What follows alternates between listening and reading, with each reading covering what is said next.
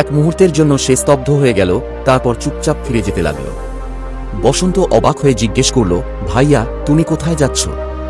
রূপরাজ আদেশ দেখিয়ে বলল, বসন্ত, পিতাজি আমাকে দেশ থেকে বের করে দিয়েছেন। তাঁর আদেশ আমার মাথার উপর। এখন এই রাজ্যে আমার আর কোনো জায়গা নেই। রূপের কথা শুনে বসন্ত কাঁদতে কাঁদতে বলল, না ভাইয়া, নিশ্চয়ই কোনো ভুল বোঝাবুঝি হয়েছে। আমরা পিতাজির কাছে গিয়ে সব ব্যাখ্যা করব। রূপ দীর্ঘশ্বাস ফেলে বলল, না বসন্ত, এখন সব শেষ। যদি পিতাজি সত্য জানতে চাইতেন তবে শাস্তি দেওয়ার আগে অন্তত আমাকে ডেকে প্রশ্ন করতেন, কিন্তু তিনি তা করেননি।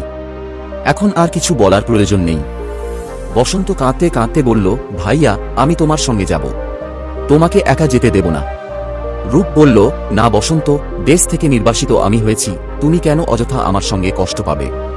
কিন্তু বসন্ত বলল, না ভাইয়া, এই পৃথিবীতে আমার কেউ নেই, শুধু তুমিই আমার সব। আর আজ তোমার সঙ্গে যা ঘটেছে। বসন্ত বলল, ভাইয়া, আজ আমার সঙ্গে যা ঘটছে কাল তা তোমার সঙ্গেও হতে পারে। রূপ বসন্তের কথা মেনে নেয় এবং দুজনেই রাজকীয় পোশাক ত্যাগ করে ভারাক্রান্ত হৃদয়ে রাজ্যের সীমানা পেরিয়ে চলে যায়। দুজন ভাই একসঙ্গে গভীর বনের দিকে এগিয়ে যেতে থাকে। চলতে চলতে তারা নিজেদের দুর্ভাগ্যের কথা আলোচনা করতে থাকে। আজ যদি মা বেঁচে থাকতেন তাহলে কি আমাদের এই দুর্দশার মধ্যে পড়তে হতো? এই কথা বলতে বলতে তারা ক্লান্ত হয়ে পড়ে এবং এক বড় গাছের নিচে বিশ্রাম নিতে বসে। শীতল বাতাসের পরশ ও ক্লান্তির কারণে তারা গভীর ঘুমে তলিয়ে যায়।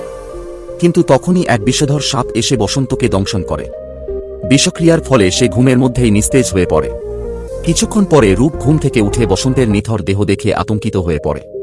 না না, এটা কি হলো? আমার একমাত্র অবলম্বন, আমার ভাই বসন্ত। হে ভগবান, তুমি আমার সঙ্গেই এমন নিষ্ঠুর আচরণ করছো কেন? আমি কেন মারা গেলাম না? কেন তুমি আমার সবকিছু কেড়ে নিচ্ছ?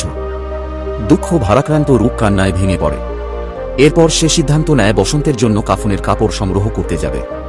সে একটি শহরের দিকে এগিয়ে যেতে থাকে। সেই সময় সেই শহরের রাজা মারা গিয়েছিলেন এবং সেখানকার নিয়ম অনুযায়ী যে ব্যক্তি রাজা অন্ত্যেষ্টির শোভাযাত্রার সামনে এসে পড়বে তাকেই নতুন রাজা হিসেবে গ্রহণ করা হবে। কাকতালীয়ভাবে ঠিক তখনই রূপ সেই শহরের প্রবেশদ্বারে পৌঁছে যায়। রাজা অন্ত্যেষ্টির যাত্রা যখন শহরের পথে চলছিল তখন রূপ অসচেতনভাবে তাদের সামনে এসে দাঁড়ায়। নিয়ম অনুযায়ী শহরের মানুষ রূপকে তাদের নতুন রাজা ঘোষণা করে। অন্যদিকে ঠিক সেই মুহূর্তে মহাদেব ও পার্বতী দেবী সেই জঙ্গলের ওপর দিয়ে অতিক্রম করছিলেন। পার্বতী দেবী মাটিতে পড়ে থাকা বসন্তের নিথর দেহ দেখে ব্যথিত হয়ে মহাদেবকে বললেন, স্বামী, দেখুন কত সুন্দর এক যুবক, অথচ তার এত অল্প বয়সে মৃত্যু হয়েছে।